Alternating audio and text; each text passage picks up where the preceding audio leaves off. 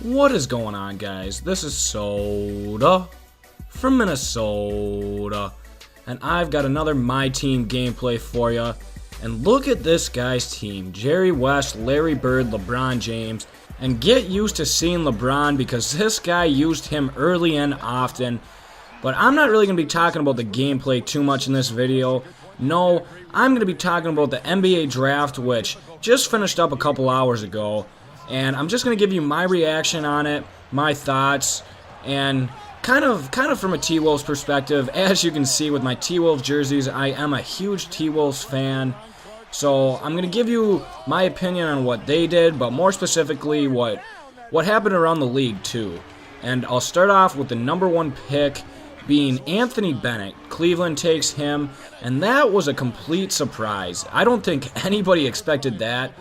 I think people were thinking Noel or maybe Mclemore, but definitely not Anthony Bennett. So that came as a huge shocker, and I really don't understand that pick because he's a 4, more of a stretch 4, but you already have Tristan Thompson at the 4 for Cleveland. I'm not sure if they plan on playing those two together, but maybe moving Thompson over to the 5, but I think he's a little bit small to play the 5. And I guess maybe they didn't want to take Mclemore because they already have Waiters at the 2, but I see Waiters more as a 6-man type, and yeah, I just don't understand that pick. I think it came to a big shock to everybody. And then, yeah, Oladipo went number 2, and being a T-Wolves fan, I really wanted Oladipo.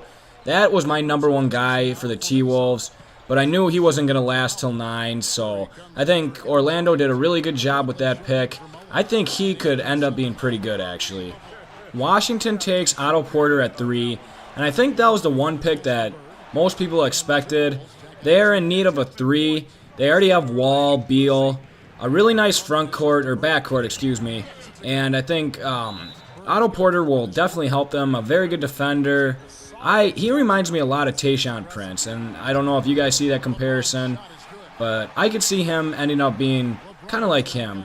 And kind of off note, I said in my last pack opening video that I might do an association, and I think the Wizards would be a really fun team to go with because they got Wall, like I said, Beal, and now they have Porter. So if I can get those updated rosters, that's going to be, I think that team would be really fun to play with. Let me know in the comment section if there's any other teams you would like to see for that association mode. And like I said, I might try and just make a team with all rookies and play them out. I'm not sure if I'll be able to do that, but yeah, we'll see. Just let me know what you guys think. But moving on to pick number 4, and Cody Zeller for the Charlotte Bobcats, and I don't like this pick. I think Zeller was a reach at 4. I think he was a huge reach at 4. Apparently, he really impressed the Bobcats, though, in pre-draft workouts, and there was actually a rumor floating around that had the T-Wolves trading their number 9 pick and maybe something else for the number 4 pick so that we would either be able to get Oladipo or Mclemore. But I think the way the draft was going and how crazy the first couple picks were, the Bobcats didn't want to risk Zeller not being there at 9, so they just took him at 4, and I think that kind of threw the T-Wolves' plan out of whack because I think they might have had something planned there with Charlotte. But like I said, I really don't like the pick with Zeller. I think that Mclemore would have been a better fit. I'm really high on him, but Zeller is just, he screams plain at me. He screams generic, and I think they could have done better. Noel, or even Len would have been a better pick, I think. They've already got Biyombo, and he plays at the 5, so maybe that's why they didn't take Noel. Maybe that's why they took Zeller, and I guess we'll see. You can't judge right now. They've never played a game in the NBA. I just don't like that pick personally. Moving on to the Phoenix Suns, and they took Alex Len, which, I think he's going to be a good player. Some people are saying he's going to be Darko Milicic 2.0, but I don't know about that. I think that was a solid pick. Now, the New Orleans Pelicans, this is where it gets interesting. They picked Noel, and when I first saw this pick, I'm like, wow, Anthony Davis and Noel, that's going to be one heck of a defensive front court. You are not going to get anything inside on them. But then, of course, they trade him away to the 76ers for Jrue Holiday. Are you kidding me? if you're the Pelicans, I would be so happy right now. I mean, you got Holiday, a young, talented point guard to go along with Anthony Davis, and maybe Eric Gordon if they do end up keeping him. So they're looking set. They're looking playoff bound, I think. And if you're the Sixers, well, I think what they did is they wanted to replace Bynum because he's not coming back, right? I'm not 100% sure on that, but I'm pretty sure he's bolting. So they wanted to get Noel, their center for the future, and they got Michael Carter-Williams at 11. So, I mean, the Sixers didn't do too terrible. I think they're building for the future.